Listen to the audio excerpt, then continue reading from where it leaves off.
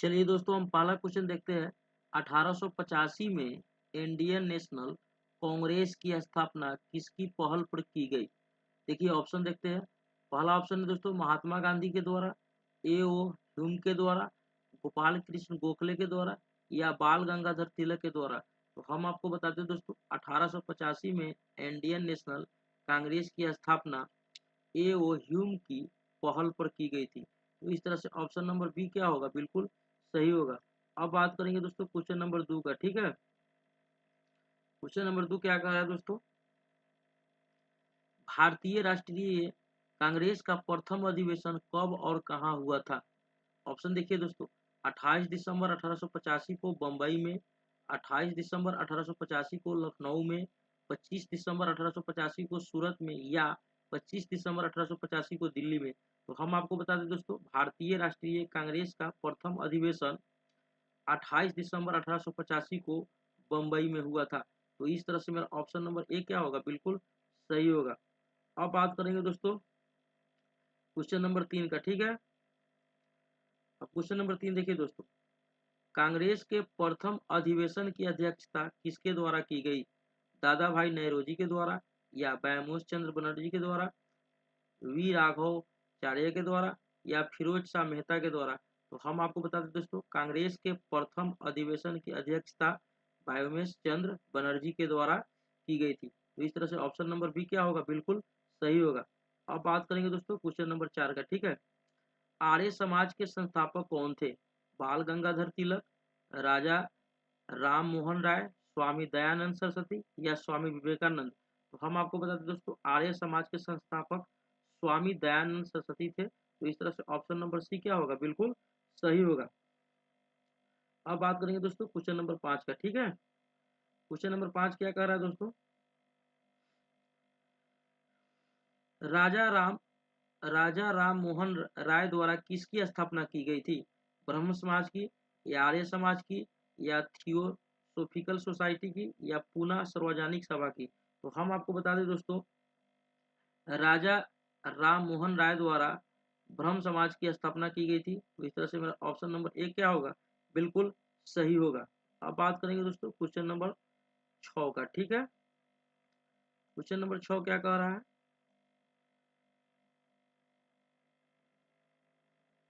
Vernacular press act किसके शासन में पारित किया गया?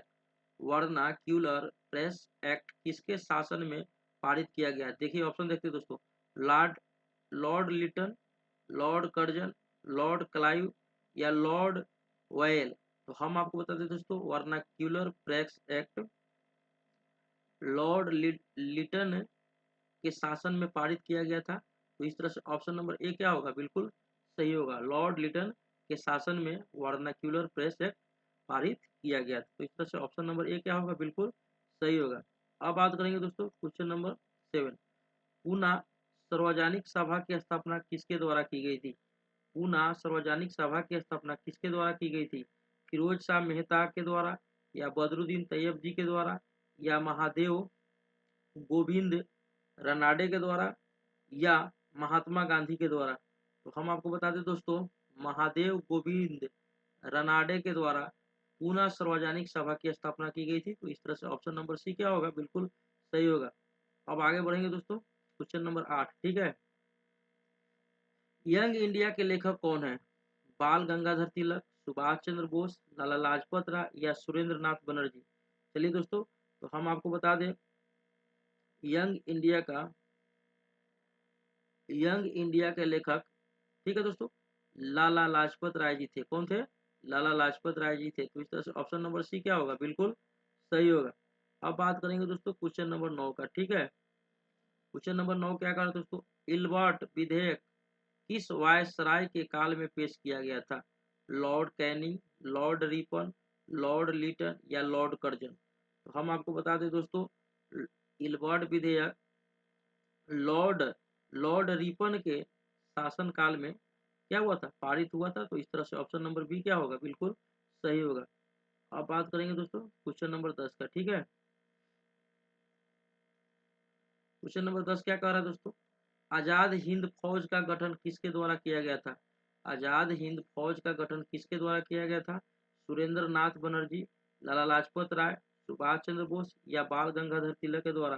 तो हम आपको बता दें दोस्तों, आजाद हिंद फौज का गठन सुभाष चंद्र बोस के द्वारा किया गया था। तो इस तरह से ऑप्शन नंबर सी क्या होगा, बिल्कुल सही होगा। आगे बात करेंगे दोस्तों क्वेश्चन नंबर 11 का, ठीक है। ब्रिटिश इंडिया सोसाइटी की स्थापना किसके द्वारा की गई थी? ब्रिटिश इंडिया सोसाइटी की स्थापना किसके द्वारा की गई थी? ए.ओ. हिम, सुरेंद्र नाथ बनर्जी के द्वारा, दादा भाई नेहरूजी के द्वारा या फिरोज शाह मेहता के द्वारा? तो हम आपको बता दें दोस्तों, ब्रिटिश इंडिया सोसाइटी की स्थापना दादा भाई नेहरूजी के द्वारा की गई थी। तो इस तरह से ऑप्शन नंबर सी क्या होगा, बिल्कुल सही होगा। अब बात करेंगे दोस्तों क्वेश्चन नंबर 12 का, ठीक है। क्वेश्चन नंबर 12 क्या कह रहा है दोस्तों, भारत सेवक समाज के संस्थापक कौन थे? भारत सेवक समाज के संस्थापक कौन थे? गोपाल कृष्ण गोखले, दादा भाई नेहरूजी, एनी बेसेंट या सुरेंद्र नाथ बनर्जी? तो हम आपको बता दें दोस्तों, भारत सेवक समाज के संस्थापक गोपाल कृष्ण गोखले थे। तो इस तरह से ऑप्शन नंबर ए क्या होगा, बिल्कुल सही होगा। अब बात करेंगे दोस्तों क्वेश्चन नंबर 13 का, ठीक है। 13 क्या कह रहा है दोस्तों क्वेश्चन, चलिए देख लेते हैं। भारत में उग्र राष्ट्रीयता का उदय का कारण क्या था? ऑप्शन ए देखते हैं दोस्तों, उदारवादियों की पद्धति से असंतोष, धार्मिक पुनरुत्थानवाद और सांस्कृतिक नवजागरण, उपनिवेशों में भारतीयों के साथ दुर्व्यवहार या उपर्युक्त सभी कारण थे? दोस्तों ये जितने भी कारण आप देख रहे हैं ऑप्शन ए बी सी, ये सभी कारण थे जो भारत में उग्र राष्ट्रीय के उदय का कारण बना था। तो इस तरह से ऑप्शन नंबर डी क्या होगा, बिल्कुल सही होगा। अब बात करेंगे दोस्तों क्वेश्चन नंबर 14 का, ठीक है। क्वेश्चन नंबर 14 क्या कह रहा है दोस्तों, 1905 में बंगाल का विभाजन किसके द्वारा किया गया था? लॉर्ड कैनिंग के द्वारा, लॉर्ड कर्जन के द्वारा या लॉर्ड वेल के द्वारा या लॉर्ड लिटन के द्वारा? तो हम आपको बता दें दोस्तों, 1905 में बंगाल का विभाजन लॉर्ड कर्जन के द्वारा किया गया था। तो इस तरह से ऑप्शन नंबर बी क्या होगा, बिल्कुल सही होगा। अब बात करेंगे दोस्तों क्वेश्चन नंबर 15 का, उग्र राष्ट्रवादियों का साधन क्या था? बहिष्कार, स्वदेशी, राष्ट्रीय शिक्षा या ये सभी साधन थे? तो दोस्तों हम बता दें आपको, ये बहिष्कार, स्वदेशी, राष्ट्रीय शिक्षा, ये उग्र राष्ट्रवादियों का ये सभी साधन थे। तो इस तरह से ऑप्शन नंबर डी क्या होगा, बिल्कुल सही होगा। अब बात करेंगे दोस्तों क्वेश्चन नंबर 16 का, ठीक है। क्वेश्चन नंबर 16 क्या कह रहा है दोस्तों, दक्षिण दक्षिण शिक्षा समाज की स्थापना किसके द्वारा की गई थी? बाल गंगाधर तिलक, लाला लाजपत राय, बिपिन चंद्र पाल या सुरेंद्र नाथ बनर्जी के द्वारा? तो हम आपको बता दें दोस्तों, बाल गंगाधर तिलक के द्वारा दक्षिण शिक्षा समाज की स्थापना की गई थी। तो इस तरह से ऑप्शन नंबर ए क्या होगा, बिल्कुल सही होगा। अब बात करेंगे दोस्तों क्वेश्चन नंबर 17 का, ठीक है। क्वेश्चन नंबर 17 क्या कह रहा है दोस्तों, स्वतंत्रता मेरा जन्मसिद्ध अधिकार है और मैं इसे लेकर रहूंगा, यह कथन किसका है? सुरेंद्र नाथ बनर्जी, फिरोज शाह मेहता, बाल गंगाधर तिलक या लाला लाजपत राय? तो हम आपको बता दें दोस्तों, ये बाल गंगाधर तिलक जी थे, वही कहे हुए थे स्वतंत्रता मेरा जन्मसिद्ध अधिकार है और मैं इसे लेकर रहूंगा। तो इस तरह से ऑप्शन नंबर सी क्या होगा, बिल्कुल सही होगा। अब बात करेंगे दोस्तों क्वेश्चन नंबर 18 का, ठीक है। क्वेश्चन नंबर 18 क्या कह रहा है, मुझ पर किया गया लाठी का एक एक प्रहार ब्रिटिश साम्राज्य के कफन में कील बनकर रहेगा, ऐसा किसने कहा था? बाल गंगाधर तिलक, लाला लाजपत राय, बिपिन चंद्र पाल या भगत सिंह? तो हम आपको बता दें दोस्तों, ये ये लाला लाजपत राय जी बोले हुए थे कि मुझ पर किए गए लाठी का एक एक प्रहार ब्रिटिश साम्राज्य के कफन में कील बनकर रहेगा।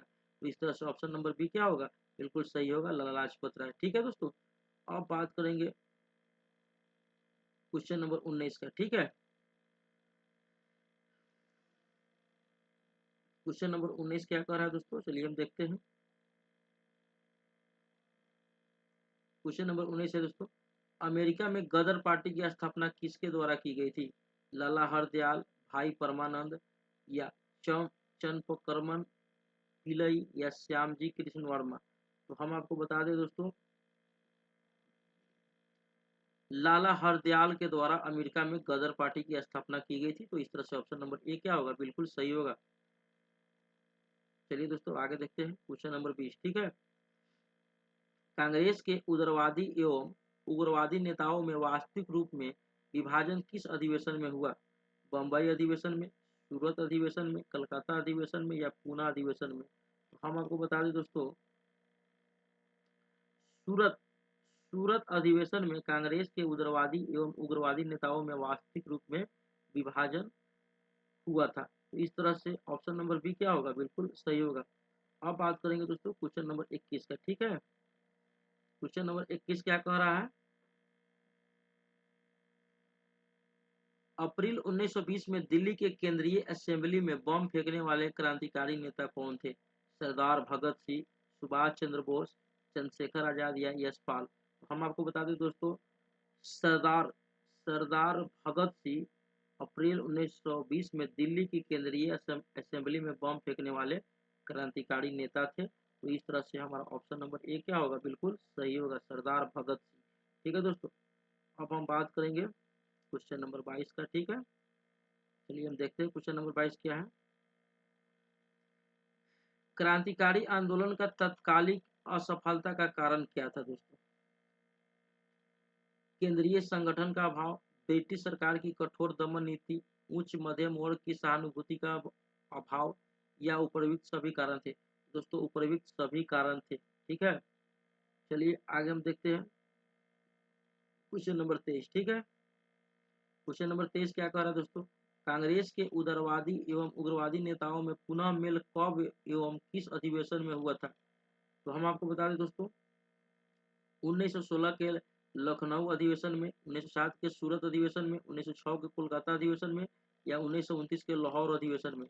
तो 1916 के लखनऊ अधिवेशन में कांग्रेस के उदारवादी एवं उग्रवादी नेताओं में पुनः मेल हो गया था। तो इस तरह से याद रखिएगा, 1916 के लखनऊ अधिवेशन में कांग्रेस के उदारवादी एवं उग्रवादी नेताओं का पुनः मेल हुआ था। अब बात करेंगे दोस्तों क्वेश्चन नंबर 24 का, ठीक है। लखनऊ समझौता यानी कांग्रेस लिंक समझौता कब हुआ था? 1912 में, 1914 में, 1916 में या 1918 में? हम आपको बता दें दोस्तों, लखनऊ समझौता 1916 ईस्वी में हुआ था। तो इस तरह से ऑप्शन नंबर क्या होगा, सी बिल्कुल सही होगा। अब बात करेंगे दोस्तों क्वेश्चन नंबर 25 का, ठीक है।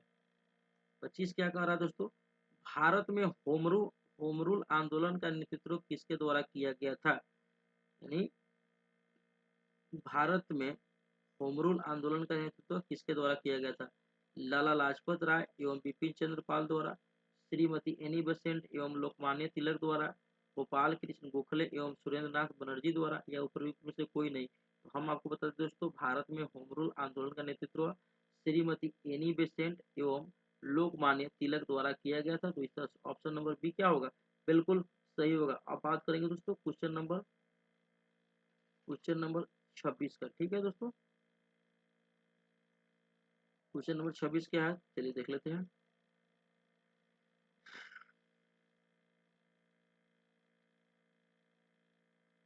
रॉलेट एक्ट का उद्देश्य क्या था? कुटीर उद्योग को समाप्त करना, विश्वविद्यालयों की स्वयंता का समाप्त करना, इसके द्वारा सरकार बिना मुकदमा दायर किए किसी व्यक्ति को बंदी बंदी बना सकती थी या उपरोक्त में से कोई नहीं? देखिए, रॉलेट एक्ट का उद्देश्य था, इसके द्वारा सरकार बिना मुकदमा दायर किए किसी व्यक्ति को बंदी बना लेना, यही रॉलेट एक्ट का उद्देश्य था। तो इस तरह से ऑप्शन नंबर सी क्या होगा, बिल्कुल सही होगा। अब बात करेंगे दोस्तों क्वेश्चन नंबर 27 का, ठीक है। क्वेश्चन नंबर 27 क्या कह रहा है दोस्तों, चलिए देख लेते हैं। जलियांवाला बाग हत्याकांड घटना कब हुई थी? 13 अप्रैल 1919 को, 18 मार्च 1919 को या 15 मई 1920 को या 24 नवंबर 1919 को? तो हम आपको बता दें दोस्तों, जलियांवाला बाग हत्याकांड 13 अप्रैल 1919 ईस्वी को हुआ था। तो इस तरह से ऑप्शन नंबर ए क्या होगा, बिल्कुल सही होगा। अब बात करेंगे दोस्तों क्वेश्चन नंबर 28 का, ठीक है। हंटर कमेटी की नियुक्ति सरकार द्वारा किस घटना की जांच जांच के लिए की गई थी? लाहौर षड्यंत्र केस की जांच के लिए, काकोरी षड्यंत्र केस की जांच के लिए या जलियांवाला बाग हत्याकांड जांच के लिए या उपरोक्त में से कोई नहीं? तो हम आपको बता दें दोस्तों, हंटर कमेटी की नियुक्ति सरकार द्वारा जलियांवाला बाग हत्याकांड की जांच के लिए किया गया था। तो इस तरह से ऑप्शन नंबर सी क्या होगा, बिल्कुल सही होगा। अब बात करेंगे दोस्तों क्वेश्चन नंबर 29 का, ठीक है। क्वेश्चन नंबर 29 क्या कह रहा है दोस्तों, चलिए देख लेते हैं।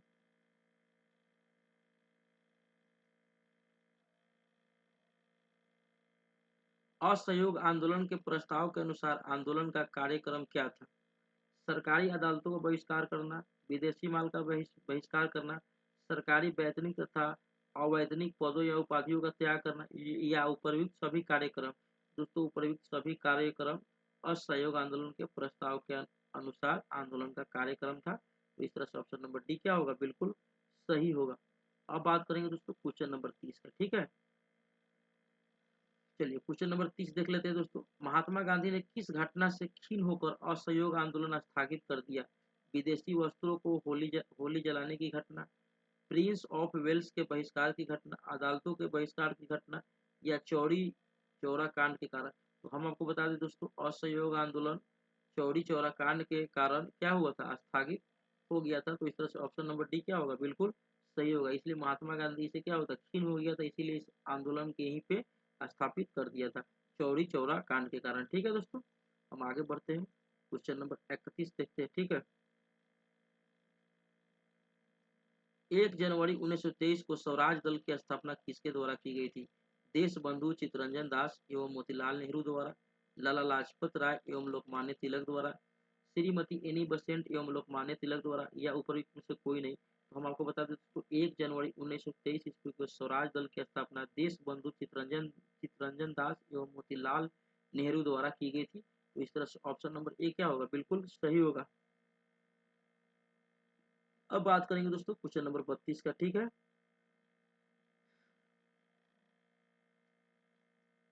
स्वराज दल का कार्यक्रम क्या था? बजट को रद्द करना, नौकरशाही को शक्तिशाली बनाने वाले प्रस्तावों का विरोध करना, समस्त प्रभावशाली स्थानों पदों पर अधिकार करना या उपयुक्त सभी कार्यक्रम।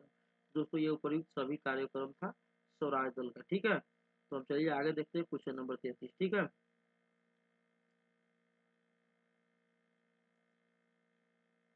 साइमन कमीशन भारत कब आया था?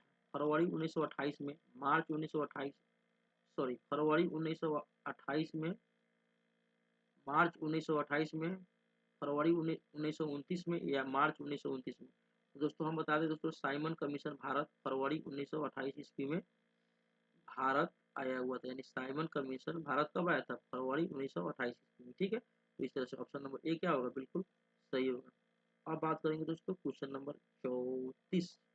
ठीक है, 7 सदस्यीय सदस्यीय साइमन कमीशन के कितने सदस्य भारतीय थे? एक, दो, तीन, एक भी सदस्य भारतीय नहीं थे। दोस्तों एक भी सदस्य भारतीय नहीं था। तो इस तरह से ऑप्शन नंबर डी क्या होगा? बिल्कुल सही होगा। अब बात करेंगे दोस्तों क्वेश्चन नंबर 35 का। ठीक है,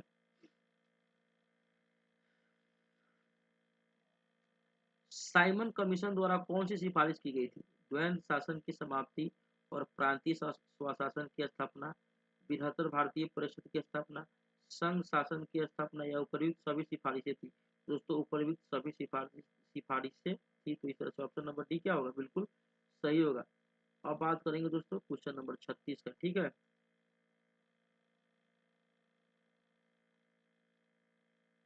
यह रिपोर्टर रद्दी कागजों की ढेरी में रखने योग्य है। साइमन रिपोर्ट के संबंध में यह कथन किसका है? सर शिवा स्वामी अय्यर, सर सफात अहमद खान या मी एंड्रूज या पी ई रॉबर्ट। तो हम आपको बता दें दोस्तों, यह रिपोर्ट रद्दी कागजों की ढेरी में रखने योग्य है। साइमन रिपोर्ट के संबंध में यह कथन सर शिवा स्वामी अय्यर का था। तो इस तरह से ऑप्शन नंबर ए क्या होगा? बिल्कुल सही होगा। अब बात करेंगे दोस्तों क्वेश्चन नंबर 37 का। ठीक है,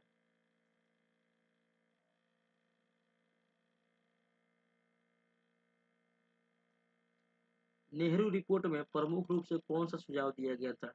भारत को तुरंत औपनिवेशिक स्वराज प्रदान किया जाए, प्रांतों में उत्तरदायी शासन की स्थापना की जाए, केंद्र एवं प्रांतों के मध्य शक्ति विभाजन की जाए या उपर्युक्त सभी सुझाव। तो दोस्तों उपर्युक्त सभी सुझाव था। ठीक है, ये नेहरू रिपोर्ट था। ठीक है दोस्तों, हम आगे बात करेंगे क्वेश्चन नंबर 38 का। 38 क्या कर रहा है दोस्तों? कांग्रेस द्वारा पूर्ण स्वाधीनता का प्रस्ताव कब एवं कहाँ पारित किया गया था?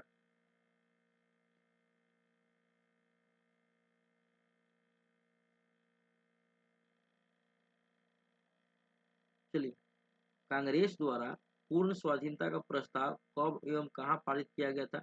31 दिसंबर 1929 को लाहौर अधिवेशन में, दिसंबर 1928 को कलकत्ता अधिवेशन में, 1922 को गया अधिवेशन में या उपरोक्त में से कोई नहीं। तो हम आपको बता दें दोस्तों, 31 दिसंबर 1929 को लाहौर अधिवेशन में कांग्रेस द्वारा पूर्ण स्वाधीनता का प्रस्ताव पारित किया गया था। तो इस तरह से ऑप्शन नंबर ए क्या होगा, बिल्कुल सही होगा। अब बात करेंगे दोस्तों क्वेश्चन नंबर 39 का, ठीक है। महात्मा गांधी द्वारा दांडी समुद्र तट पर नमक कानून का उल्लंघन कब किया गया? महात्मा गांधी द्वारा दांडी समुद्र तट पर नमक कानून का उल्लंघन कब किया गया?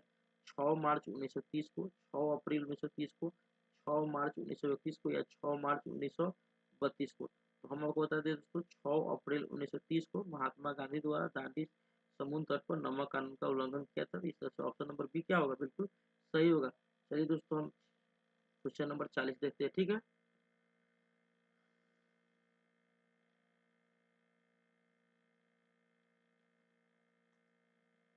गांधी जी द्वारा सविनय अवज्ञा आंदोलन के लिए क्या कार्यक्रम निर्धारित किया गया?